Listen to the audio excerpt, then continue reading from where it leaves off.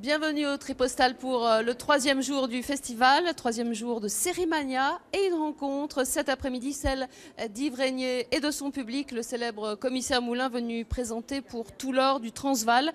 C'était un feuilleton en 6 épisodes diffusé sur Antenne 2 à l'époque, en 79, juste avant Apostrophe le vendredi soir. Yves Régnier, une star du petit écran, on écoute ses fans. J'aime bien son jeu en général, je trouve qu'il fait relativement naturel, pas forcé, donc j'aime bien.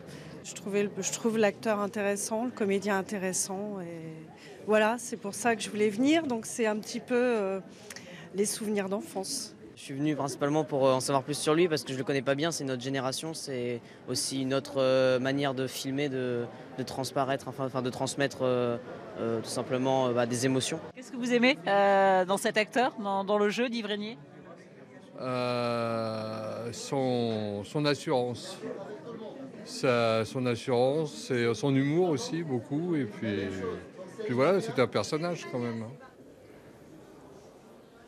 Le public a eu droit à une nuit un peu spéciale de 22h à 6h du matin. C'était au Nouveau Siècle. Le festival a programmé une nuit entière de séries, un véritable marathon. Il fallait tenir jusqu'à l'aube. Marie-Noël Grimaldi avec Laurent Navez. 7h30, bon, ça me fait pas peur. Hein. J'ai quand même été dormir un peu pendant 2-3 heures. On a du café dans le sac. Non, mais voilà, on va rire, donc il n'y a pas d'heure pour ça.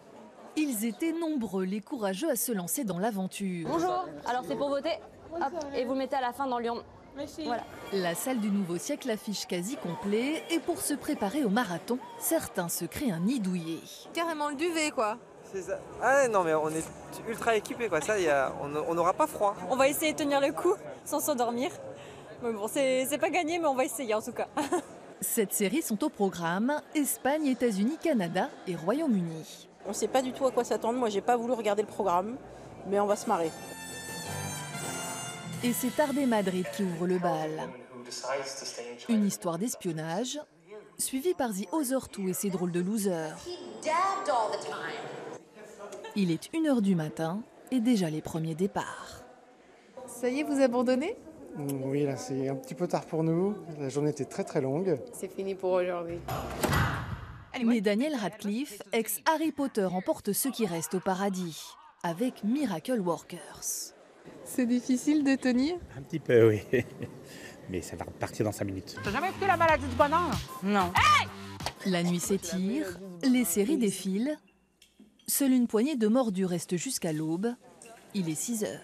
C'est l'heure de se réveiller. C'est fini ? J'ai pas tenu sur la totalité, mais par contre on a vu de très bonnes séries. Donc voilà, c'est une expérience en tout cas. Les insomniaques peuvent se réjouir. 2e nuit de projection jeudi autour de Game of Thrones. Au revoir. Notre invité, le réalisateur Dominique Moll, merci d'être à nos côtés. Vous abordez dans Eden une question aiguë, la crise des migrants en Europe, une série pour Arte. En 6 épisodes, en voici la bande-annonce.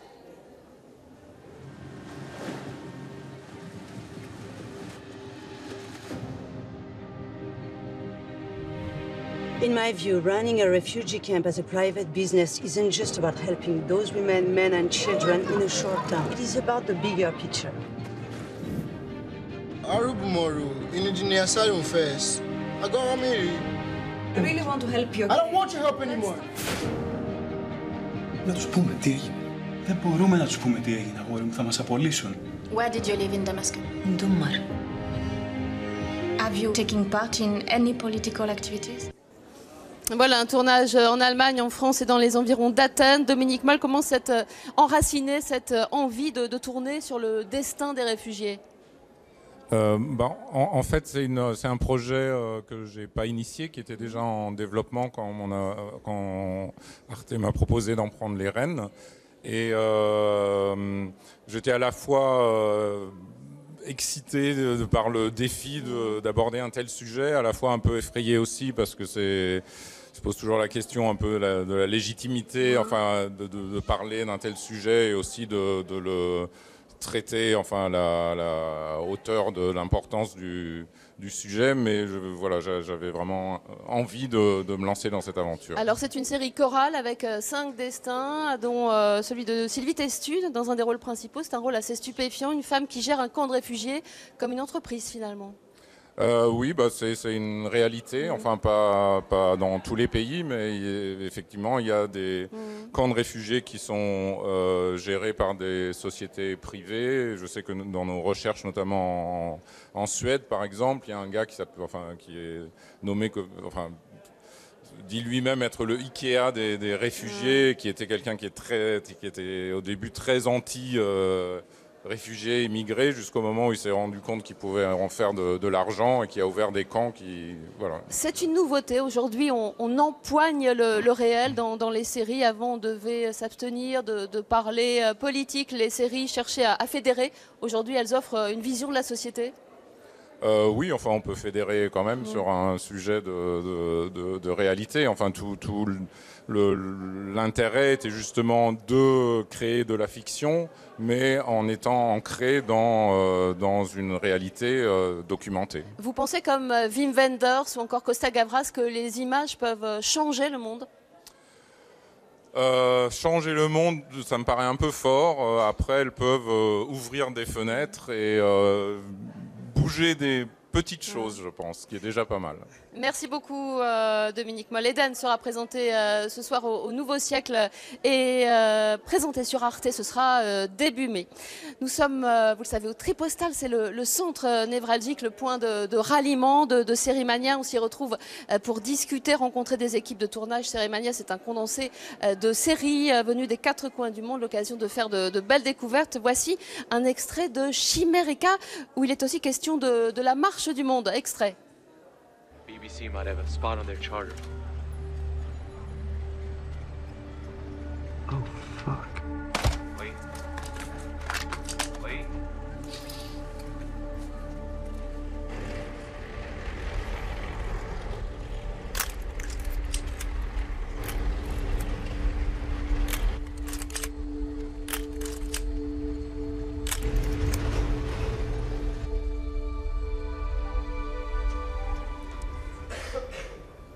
L'analyse de Pierre Langlais de Télérama. Bonsoir Pierre. Alors c'est une série qui nous vient de Grande-Bretagne, hein, c'est ça? Série audacieuse? Absolument. Série anglaise, mais qui se passe aux États-Unis essentiellement. Chimérica, mélange de Chine et d'América, donc Chimérica.